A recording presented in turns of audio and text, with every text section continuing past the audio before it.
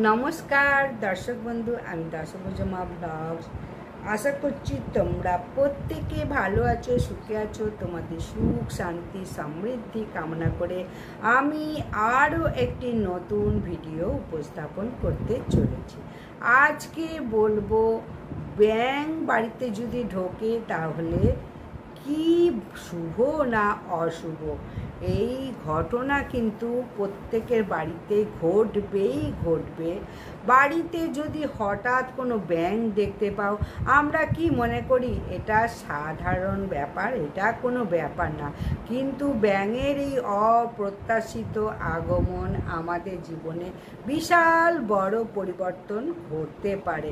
এটা একটা শুভ সূচনা। যেমন হঠাৎ কোনো টাকা পয়সা পাওয়া, লটারি থেকে টাকা পাওয়া, বা এই বিষয় মানে ব্যাংক ঢুকলে কোনো বিপদ আপদও থেকে রক্ষা পাওয়া যায়। তাই বাড়িতে ব্যাংক ঢুকলে মানে খুব সাবধান। রান্নাঘরে কোনো কোণে এই কোনো ব্যাংক থাকে, বসার ঘরেও থাকে, রান্নাঘরে কোণেরা সাধারণত থাকে। আর এই নিরীহ ব্যাঙ মানে আমাদের জীবনের গতিপথে এত বড় ভালো ইঙ্গিত দিতে পারে, সেটাই এখন তোমাদের পুরো বলবো। এই মানে আমরা ব্যাঙ সম্বন্ধে এখন বিশদ জানাবো। আশা করছি প্রত্যেকের ভালো লাগবে। ভিডিওটা শেষ পর্যন্ত দেখো মনোযোগ সহকারে। যদি কোনো মতামত থাকে অবশ্যই তাহলে আমাকে কমেন্ট করে জানাও। আর যদি ভালো লাগে অবশ্যই লাইক, সাবস্ক্রাইব, শেয়ার করে দাও। প্রত্যেকে জানা দরকার, হঠাৎ ব্যাঙ বাড়িতে আসলে তাহলে কিসের লক্ষণ। কিন্তু আমি বলবো এই ঘটনাগুলো ঘটবেই। বর্ষাকালে সাধারণত ব্যাঙ মানে ঘরে দেখা যায়, বা বছরে অন্য কোনো সময় চারপাশ শুকনো খটখটে, রাতের অন্ধকারে থ্যাপ থ্যাপ করে ব্যাঙ ঘরে ঢুকছে। যদি ঘর দিয়ে ঢোকার কোনো ব্যবস্থা থাকে তাহলে সেই ব্যাঙ ঢুকলে সেটাকে আমি কি বলবো, এটা কিন্তু কোনো সাধারণ ঘটনা নয়। শাস্ত্রে বলা হচ্ছে এটা অপ্রত্যাশিতভাবে যদি আসে কোনো অলৌকিক ঘটনা ঘটতে পারে। ব্যাঙকে ভগবান ইন্দ্রের বার্তা বাহক হিসাবেও দেখা হয়। বিশ্বাস করা হয় দেবরাজ ইন্দ্র যখন বৃষ্টির মাধ্যমে কোনো বার্তা প্রেরণ করতে চান, তখন তার ব্যাঙ প্রতিরূপে আবির্ভূত হয়। দেশের বিভিন্ন জায়গায় এই রকম বিশ্বাস করেন।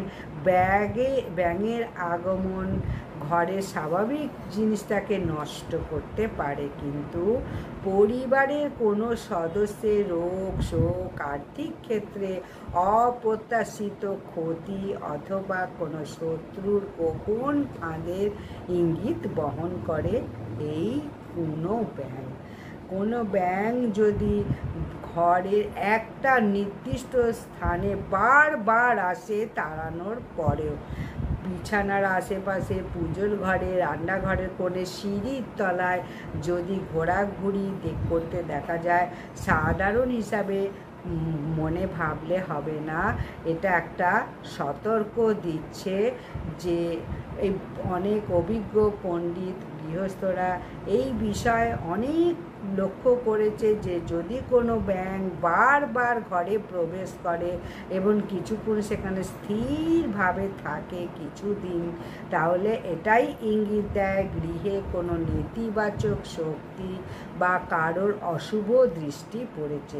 আবার এটাও বলা হয় সেই পরিবারের কোনো সদস্যদের জন্য আগে সতর্কতা মানে বলে দেয়।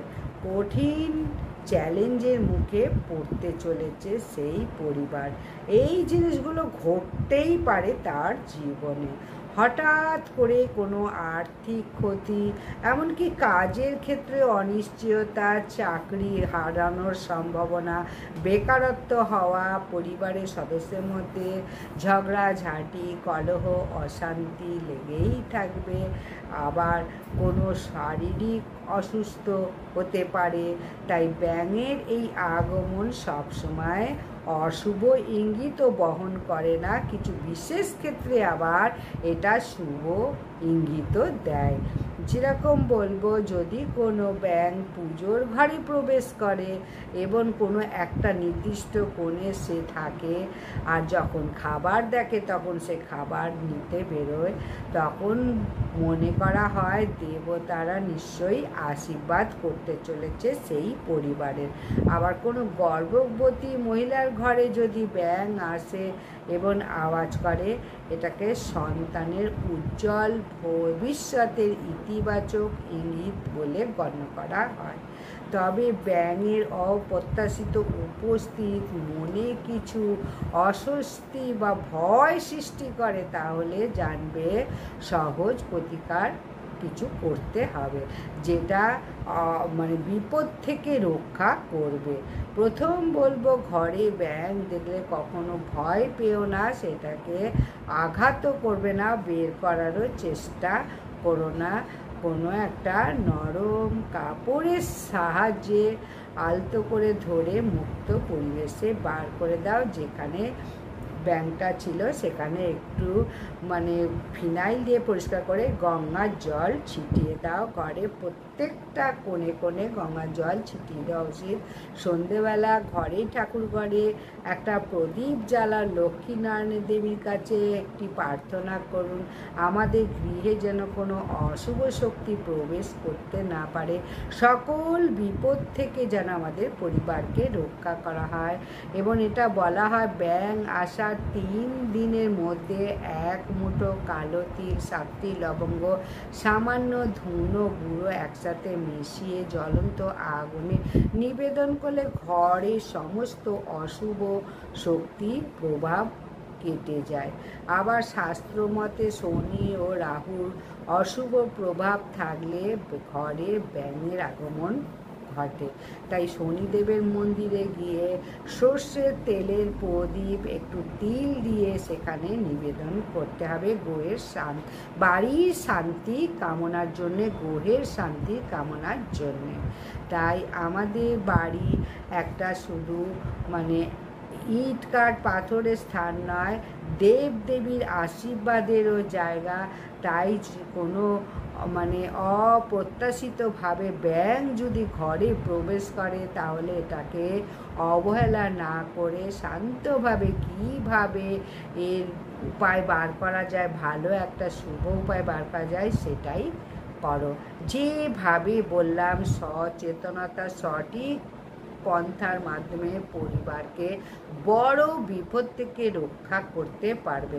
আমাদের গৃহে প্রত্যেকটি প্রাণী আশায় কোনো না কোনো শুভ অশুভ ইঙ্গিত দিয়ে থাকে, যেটা আপাতত দৃষ্টিতে আমাদের মনে হয় এটা সাধারণ বিষয়, কিন্তু সাধারণের মধ্যেই অসাধারণ লুকিয়ে থাকে, গভীর কোনো বার্তাও লুকিয়ে থাকে। তাই এই বিষয়টা আমরা প্রত্যেকেই জানি, বাড়িতে যদি ব্যাঙের আগমনের প্রতিনিধিত্ব ঘটে, সেই বাড়িতে সাপের আগমন ঘটবে। এবং ব্যাঙ যদি বেরোয়, এটাও মানে সকলেই জানবে এবার বৃষ্টি হবেই হবে। তাই ব্যাঙ যদি বাড়িতে ঢোকে, ব্যাঙ যদি থাকে, অবহেলার চোখে দেখলে হবে না, নানান সমস্যায় জর্জরিত করে দেবে এই ব্যাঙ। তাই খুব সাবধান, কিভাবে ব্যাঙটাকে বাইরে বের করবে এবং কিভাবে সমস্ত ঘরকে মানে পরিষ্কার পরিচ্ছন্ন করবে, কী টোটকা অবলম্বন করবে, সমস্তটা বলে দিলাম। ব্যাঙকে কিন্তু অতি সাধারণ বলে মনে করো না। কোনো ব্যাঙই হোক বা সোনা ব্যাঙই হোক, যে কোনো ব্যাঙই বাড়ির গৃহে ক্ষতি হতে পারে অপ্রত্যাশিতভাবে ঘরে প্রবেশ করলে। তাই বলবো, খুব সাবধান, সতর্ক। এই ব্যাঙ কিন্তু সবসময় অশুভ বার্তা নিয়েই ঘরে প্রবেশ করে। তবে আর একটা কথা, বাইরে যদি ব্যাঙ দেখো, ডাকাডাকি করে, ব্যাঙ খুব গ্যাঙর গ্যাঙর করে, জানবে এবার বর্ষা নামছে, এটাই আমাদের ইঙ্গিত দেয়। ব্যাঙ ডাকলেই আমাদের মা ঠাকুমা দিদিমারা বলতো আর বেশি চিন্তা নেই, এবার বৃষ্টি হবে। আর যদি ব্যাঙ না ডাকে, প্রচুর যদি গরম হয়, আমাদের গ্রামগঞ্জে দুটো ব্যাঙ ধরে বিয়ে দেওয়া হতো এবং সমস্ত বাড়ি বাড়ি সেই চাল ডাল তুলে রান্না বান্না করে সকলে মিলে বনভোজনও করতো, যাতে জল আসে বা বৃষ্টি আসে। এক ফোঁটা বৃষ্টি আসলে সকলে একটু শান্তি পাবে, স্বস্তির নিঃশ্বাস ফেলবে। গরমকালে বুঝতেই পারছো কি গরম পড়ে, তাই বৃষ্টি আনার জন্য ব্যাঙকে বিয়ে দেওয়া হয়। ছোট্ট ছোট্ট দুটো বাচ্চা ব্যাঙ ধরে বিয়ে দিতে হয়, তাহলে বৃষ্টি আসবেই আসবে। এই উপায়টাও অবলম্বন করতে পারো। নমস্কার, বিদায়। ভিডিওটা যদি ভালো লাগে অবশ্যই লাইক সাবস্ক্রাইব বেশি বেশি করো। পরবর্তী আরও একটা গুরুত্বপূর্ণ ভিডিও নিয়ে আসছি, ততক্ষণের জন্য বিদায়।